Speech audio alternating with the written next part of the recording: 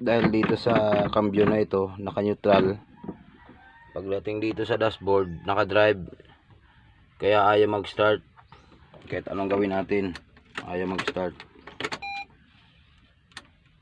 Dahil nga dito sa naka-drive na ito.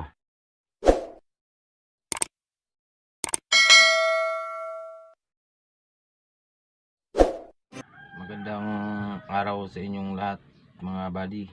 Magbibigay lang ako ng konting tips sa inyo tungkol dito sa naka-neutral siya dito sa cambio mo, pero naka-drive dito sa dashboard, kaya ayaw mag-start. Para ito sa mga Howo Sinotrack 420. Tara guys, umpisa na natin.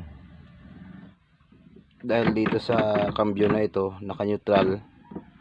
Pagdating dito sa dashboard, naka-drive. Kaya ayaw mag-start. Kahit anong gawin natin, ayaw mag-start.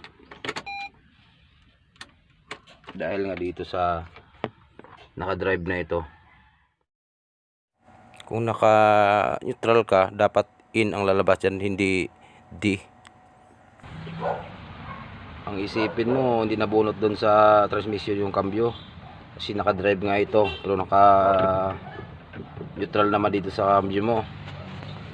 Yung mahirap siyempre, titingnan mo yung mga fuse. Tapos kung okay naman, ang nangyayari, dadyakan mo yung gulong para makalas. Wala pang hangin, tanggalin mo pa yung propeller, napakalaking trabaho. Pero bibigyan ko kayo ng tips kung paano mapa-start yan sa madaling paraan. Hindi mo na kailangang mag jack ng gulong para maikot, para makalas ng transmission. Hindi mo na kailangang mag tanggal ng propeller o kung ano-ano pa. Madali lang. Ito po ang una mong gagawin, tanggalin mo yung takip ng fuse. Ito tinanggal ko na para din tayo magtagal. So, mga buddy, ngayon itong wire na ito buddy, itong mga wire na ito po, 10 po ito. Yung bibilangin nyo, 1, 2, 3, 4, 5, 6, 7, 8, 9, 10. Yung 10 po yan, para po sa mga 420 ito mga buddy. Ngayon gagawin nyo lang, kumuha kayo ng isang wire, kahit maiksi lang, kahit mga isang dangkal o mahigit. Ang gawin nyo, ito po yung kumuha lang ako ng gawa ng wire para di na tayo magtagal. Itong dulo ng wire, ilagay nyo rito, yan dito. Tapos yung isa dito, idikit nyo lang dito. Pero make sure bago nyo gawin yan, itong cambio nyo naka-neutral. Tapos buksan nyo lang ang susi, kailangan nakabukas yung susi. Tapos ito, ayan o, nadikit ko na itong dulo ng wire nito dito. Ito po sa positive po kasi ito Tapos yung dulo nitong wire ito, idikit nyo po dito sa pangalawa. Wala kung makikita nyo. Kung dito kayo magsimula ng bilang pang siyam, hindi ito, idikit nyo lang po. Ayan po. Ayan na. Make sure po mga buddy na naka-neutral Tapos naka-open yung susi. Ito po, dikit ko na. Ayan mga buddy. Ayan na. Start na mga buddy. Ayan mga buddy.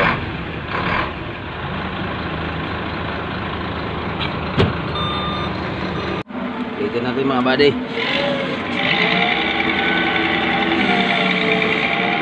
Itong wire, dulo ng wire dito. Tapos ito, pangalawa, dikit ko mga buddy Ayan. Ayan mga buddy, tanggal na.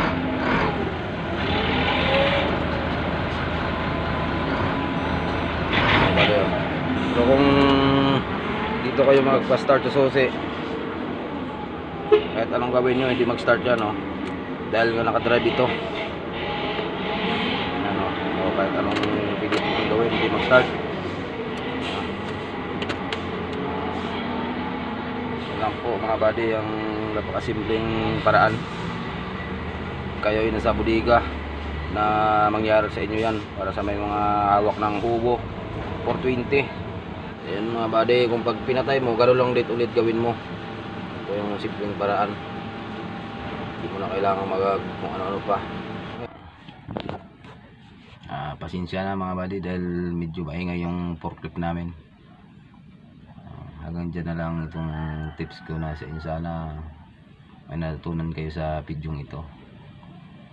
Yung mga driver dyan na may hawak ng huwo sa inyo truck, saka yung mga driver na hawak pa lang, baka mangyari sa inyo itong pagkakataon na ganito. May idea na kayo kung paano gawin itong ganitong sira. Share nyo lang din to mga buddy para maraming mga panood. Maraming salamat. Magandang araw sa inyong lahat.